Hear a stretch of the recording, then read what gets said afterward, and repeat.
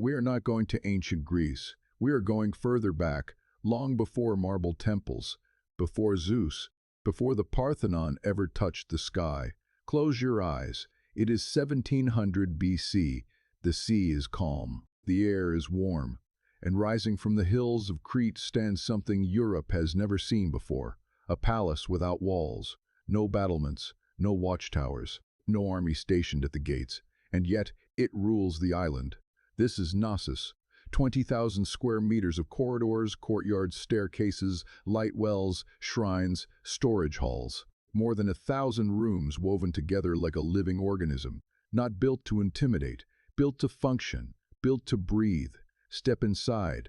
The floors are polished gypsum. The walls shimmer with deep crimson columns that widen toward the ceiling. Frescoes explode in blues and reds. Dolphins leaping through painted seas. Lilies bending in imaginary wind. Processions moving eternally toward sacred spaces. 4 stories rise above you. 4 stories descend below. Sunlight pours through vertical shafts engineered to carry brightness deep into the heart of stone. And beneath your feet, hidden in the walls, water flows. Clay pipes carry fresh water through the structure. Waste drains through stone channels. Latrines flush.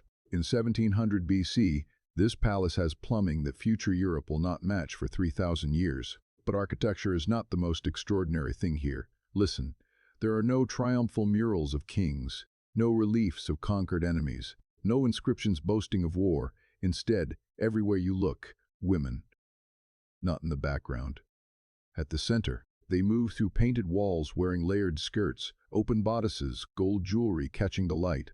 Their hair coiled in elaborate arrangements, their eyes forward, their posture commanding. This is not decoration. This is authority. The throne room sits quietly on the western side. A carved gypsum seat faces a sunken basin used for purification rituals. For decades, scholars assumed a king once sat there. Now many believe otherwise. The throne may have belonged to a high priestess. Imagine her seated there during ceremony. Incense thick in the air. Attendants in procession. Sacred vessels raised. The palace not as fortress, but as temple. This society does not revolve around a warrior. It revolves around a goddess. They call her simply the Lady. Lady of the mountain. Lady of the sea. Lady of the beasts. Her symbols appear everywhere. Double axes carved into stone. Stylized horns placed along rooftops. Pillars marking sacred ground. And in small figurines discovered centuries later. She stands holding serpents in both hands, bare-breasted, crowned, not pleading, commanding. This is not a minor cult. This is a civilization organized around her. But power does not survive on ritual alone. Walk west into the storage magazines. Row after row of massive clay jars. Pithoi, taller than a human body, line the narrow halls, each capable of holding hundreds of liters of oil, wine, grain. This is surplus. This is control. Farmers from across Crete bring their harvest here. Scribes record quantities using a script we still cannot read. Linear A. Symbols pressed into wet clay. Tablets stored carefully. The palace redistributes wealth. Craftsmen receive materials. Textiles are produced at scale. Bronze tools, forged from imported tin and copper. This is not a small island community. This is an organized economic machine, and its reach extends far beyond Crete. Ships cut across the Mediterranean carrying pottery painted in flowing marine patterns, olive oil sealed in clay containers, fine wool textiles. In return come ivory from Africa, lapis lazuli from distant mountains, tin from Anatolia. In Egyptian tombs, artifacts from this island appear beside the possessions of nobles. They do not conquer with armies, they dominate with trade. The sea is their defense, or so they believe. Look again at the palace. Still no walls. That absence is not ignorance. It is confidence. Confidence in naval power. Confidence in stability. Confidence in a world where ritual and commerce maintain order. For 2.5 centuries, it works. Population across the island swells. Settlements flourish. Art becomes more refined. Architecture more ambitious. But beneath the calm surface of the sea, pressure is building. 100 kilometers north lies an island called Thera. Its slopes are quiet. For now, Around 1600 BC, the earth tears itself open. The eruption that follows is among the most violent in human history. Ash rises into the sky in a towering column. The center of the island collapses into the sea. The explosion sends waves racing outward. Tsunamis, 9 meters. 15. Some simulations suggest nearly 30. They slam into Crete's northern coast. Harbors shatter. Ships are lifted and hurled inland. Coastal towns disappear beneath churning water. At Knossos, 5 kilometers inland, the waves do not reach, but the tremors do. Walls crack. Sections collapse. Ash drifts across fields. The Minoans rebuild. They always rebuild. But something invisible has fractured. Trade routes are disrupted. Maritime partners across the Aegean lie in ruin. Recovery takes decades. And during those decades, something else is happening across the sea on mainland Greece. Warriors are rising. Men who build fortresses. Men who bury their leaders with weapons. Men who speak an early form of Greek. By 1450 BC, change arrives. It does not necessarily come as a single dramatic invasion. There is no massive layer of destruction at Knossos marking a final battle. Instead, the transformation appears in writing. Linear A disappears. In its place, a modified script emerges, Linear B, and this script can be read. It records names that are unmistakably Greek. It mentions a wanax, a king. Chariot inventories appear. Bronze weapons catalogued. Military personnel assigned. The palace continues to function, but it no longer answers to priestesses alone. Power shifts. The throne room that once held ritual authority may now serve administrative command. Offerings are still made to older deities, but new gods appear beside them. Zeus' cultural fusion unfolds quietly. Frescoes still depict bull leaping. Marine motifs remain, but the social structure has hardened. For 75 years, Knossos operates under this new order. And then, around 1375 BC, fire consumes the palace. The tablets stored in its archives bake in the heat, preserving the final administrative records for millennia. When the flames die, the palace is never rebuilt as it once was. The civilization that trusted in sea power, ritual authority, and unwalled confidence has ended. But the story is not over. It sleeps beneath soil for more than 3,000 years, until 1900. A British archaeologist named Arthur Evans begins excavation at the site. What he uncovers astonishes the world. A vast palace complex, frescoes of stunning sophistication, advanced plumbing, writing systems predating classical Greece by centuries. For decades, the language remains silent. Then, in 1952, Linear B is deciphered. It is Greek, proof that Greek speakers controlled the palace in its final phase. Linear A, however, remains undeciphered to this day. We can walk through their corridors. We can study their art. We can measure their engineering. But we cannot hear their voices, and that silence makes the loss heavier, because what they built was different. A complex society without massive fortifications, a religious system centered on female authority, an economy driven by redistribution rather than conquest. For 500 years, it flourished. Then nature struck. Then power shifted. Then fire closed the chapter. Yet fragments remain in myth. Later Greeks would speak of a labyrinth, of a monstrous minotaur, of youths sent as tribute, of a hero navigating impossible corridors. Perhaps memory distorted reality. Perhaps the labyrinth was simply this palace, not a prison, but a masterpiece. And beneath the ruins, the red columns, the broken frescoes, the baked tablets, the truth waits patiently. Knossos built Europe's first great palace. It trusted the sea. It elevated women to supreme authority. It engineered water through stone. It created beauty without walls. And for a brief moment in human history, it proved that civilization could take another form. Stand in the central court one last time. It is late afternoon. The stone still holds the warmth of the sun. Shadows stretch across the paving slabs where ceremonies once unfolded. Imagine the movement. Processions winding through painted corridors. Musicians striking rhythm. Young athletes preparing to face the bull, not as spectacle but as sacred encounter. The animal charges. Hands grasp its horns. A body vaults over muscle and fury, landing behind it in a blur of faith and training. This is not entertainment, it is communion. The bull is not an enemy. It is power itself, raw, dangerous, necessary. And those who master it do so under the gaze of priestesses who understand that power must be guided, not crushed. This philosophy runs through everything. Look again at the architecture. The palace is not rigidly symmetrical like later Greek temples. It grows organically. Rooms adjust to terrain. Staircases descend into light wells. Private chambers sit beside storage halls, beside shrines. It feels alive. A living structure adapting to landscape rather than imposing itself upon it. Even the columns defy expectation.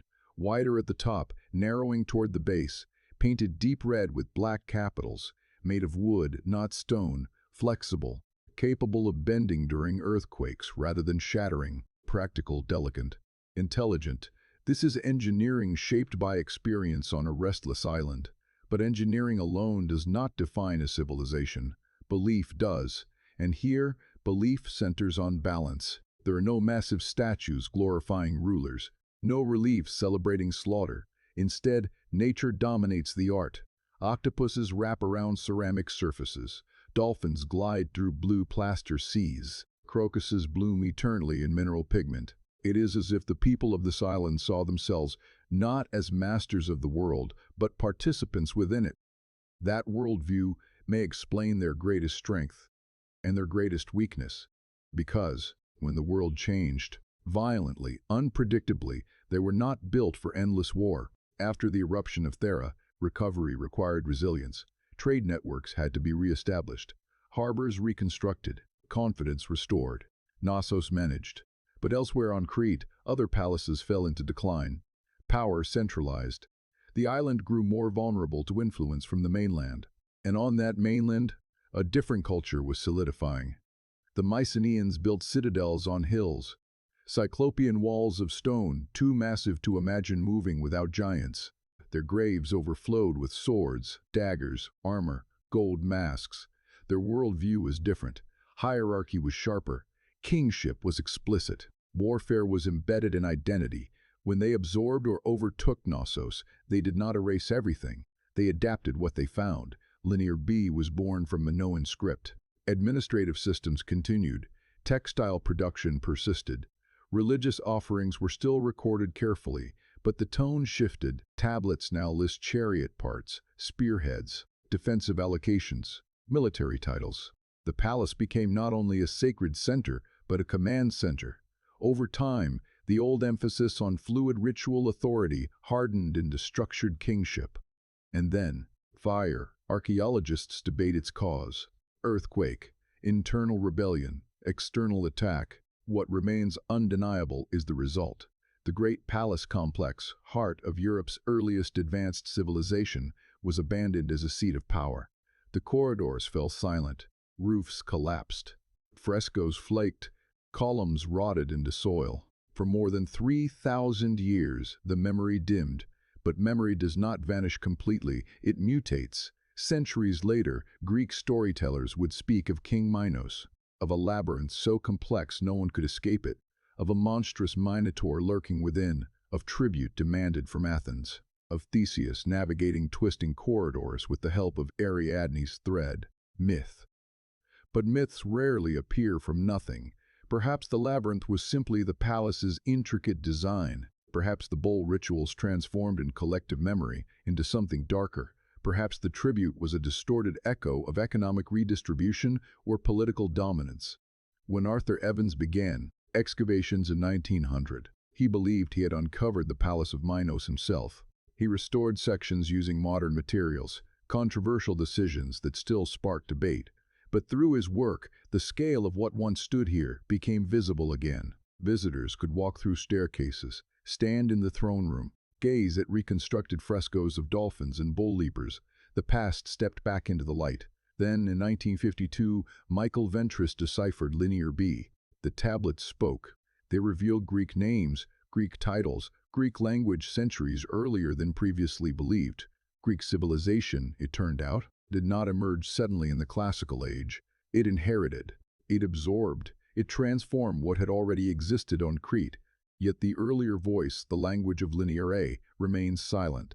Thousands of tablets, symbols pressed into clay by careful hands, records of offerings, inventories, transactions. We can see the signs. We cannot understand them. It is one of history's most haunting silences, because within those undeciphered symbols may lie their own explanation of who they were, not through the lens of later conquerors, not filtered through myth, but in their own words. Until that day comes, we reconstruct them through architecture, art, geology, and fragments. We know their population likely reached near 100,000 across Crete at its height. We know they engineered water systems that modern sustainability experts still study. We know they built without defensive walls for centuries, trusting in maritime power and diplomatic networks. We know women appear in positions of ritual prominence unmatched elsewhere in the Bronze Age Mediterranean. We know they were not primitive. They were not isolated. They were not waiting to be civilized. They were already there. And for half a millennium, from roughly 1700 to 1450 BC, they demonstrated that complexity does not require constant warfare, that monumental architecture does not require tyrants, that religion can elevate female authority to the highest visible level of society. Then tectonic forces shifted. Ambitious mainland powers expanded. Fire closed the chapter. History moved forward. But beneath every later Greek temple, beneath every myth of labyrinth and monster, beneath every classical triumph, there is an older foundation, an island civilization that experimented with a different model of power, a palace without walls, a throne that may not have belonged to a king, a society that painted dolphins on its walls instead of battle scenes. Today, tourists walk through the ruins of Knossos under a Mediterranean sun. They photograph red columns. They climb restored staircases. They listen to guides describe kings and legends. Few realize they are standing in the remains of Europe's first great experiment in urban complexity, an experiment that proves civilization is not a single path. It can rise from trade instead of conquest, from ritual instead of fear, from cooperation instead of fortification. The Minoans did not leave behind epic poems. They did not carve their victories into mountains. They left corridors. They left drainage systems. They left undeciphered tablets and fading frescoes. And sometimes that is more powerful, because it forces us to ask not only how they fell, but what was possible while they stood. In the end, Knossos is not just a ruin, it is a question. What other models of society have risen and vanished before our histories began? What other voices remain trapped in undeciphered script? And if one island in the Bronze Age could build such sophistication without walls, what assumptions about progress are we still carrying unchallenged? The stones remain, the sea still surrounds Crete, and somewhere beneath layers of ash, myth, and time, the first great European civilization continues to whisper, even if we cannot yet translate its words.